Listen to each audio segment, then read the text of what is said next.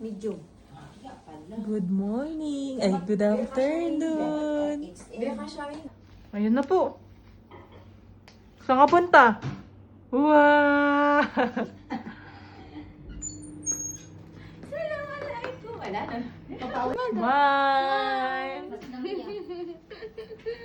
Bagay yun sa Guatemala kasi petit from. Guys, kakainin nila yung ginawa kong empanada. Ano ang palikot? Baka something good. Likod na, alam niya eh.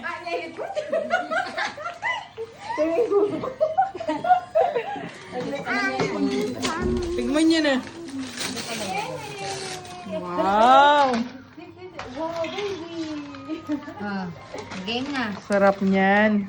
Oh, Honest review. Sasabihin natin kung saan binili. Hindi, ginawa ko yan, di ba? Joke lang.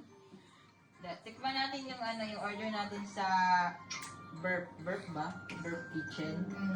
Nakita natin sa TikTok. Tikman natin yung Ilocos yung pangalan nila. Mamaya unang kagat, harina to ha. Ano ata, dapat kayo? Ganun yata. Wow. Namin? Tayo pagit me. Sarap niyan.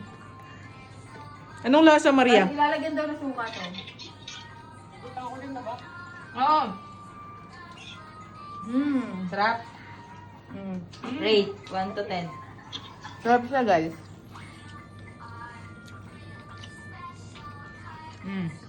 Anong lasa? Masarap. Hmm? Manyaman lang. Puro lahat. Masarap siya, masarap.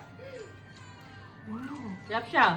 Hindi siya matigas na. Hindi siya matigas. Crunchy siya. Masarap. Yummy. Nakakatakam naman yan. Guys, try nyo na. Ilocos empanada from Burp.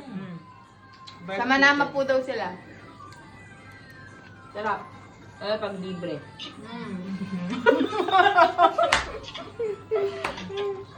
Sarap siya, gagi. Sarap. Buhay ko. Sarap. Babay na kayo.